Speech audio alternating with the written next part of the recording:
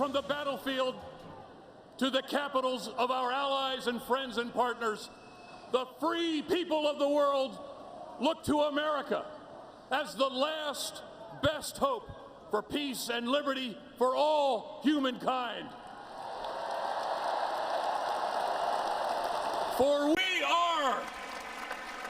are the greatest country on this planet. And that was recently retired four-star General John Allen giving a rousing speech at the convention last night. And I spoke with him soon after he left the stage.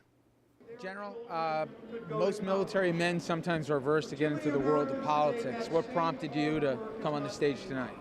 Well, to be clear, when I was in the military, I never had a thought about politics. I just served, it was about service. But this is a critical moment in the history of our country.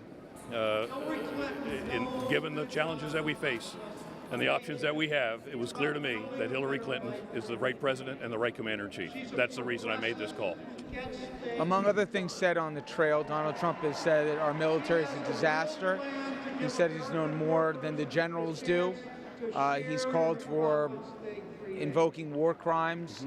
He's denigrated John McCain's war service as not being a real hero because he was a POW, among other things. Sure.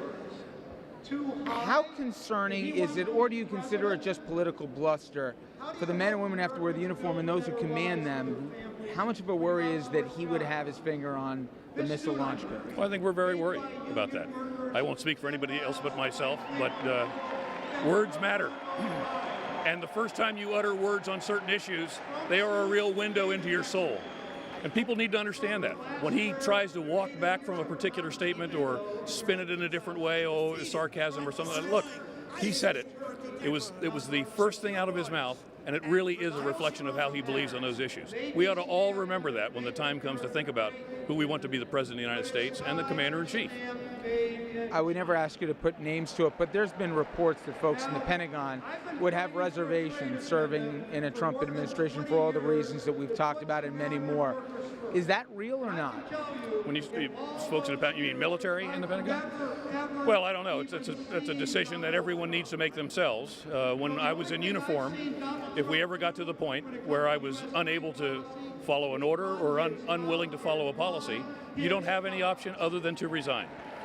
So we'll see. My sense is that the people in the Pentagon today, the great leadership, military leadership that we have there today, is as fine as I've ever seen in the 40 years that I was in uniform. And my sense will be that they will do their duty and they will serve our country. Were he to be elected, and my hope would be that it wouldn't, but were he to be elected, they will be able to truly serve our country by giving their best military advice to this individual. What would your hope be, regardless of the next commander-in-chief, whether it be clarity of mission, whether it be further dedication to the armed services? What are you hoping the next president makes clear at the beginning of his or her administration? Look, ISIL, Al-Qaeda, the Abu Sayyaf, all of these groups are a problem as a result of a long-term generational issue associated with the radicalization of millions of people around the world. If we don't solve that, we say get to the left of radicalization. If we don't undertake a long-term generational strategy to change the conditions that radicalize so many people every single day, we're going to be fighting forever. Fighting forever cannot be what we bequeath to our children. So the great challenge for the next president is going to be to organize the community of nations and organize the strategy necessary to change the social conditions in so many parts of the world, ultimately that can get us to the left of radicalization and fundamentally enfranchise those people rather than disenfranchise. So I take it when he talks about carping Biden countries and killing their families, that's not a strategy you think will work? I wouldn't even use the word strategy. I would. It just won't work.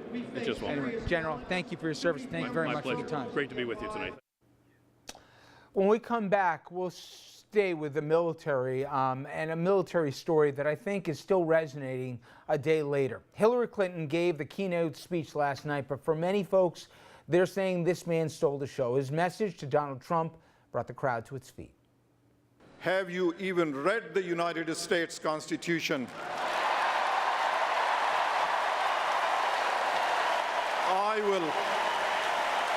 I will gladly lend you My copy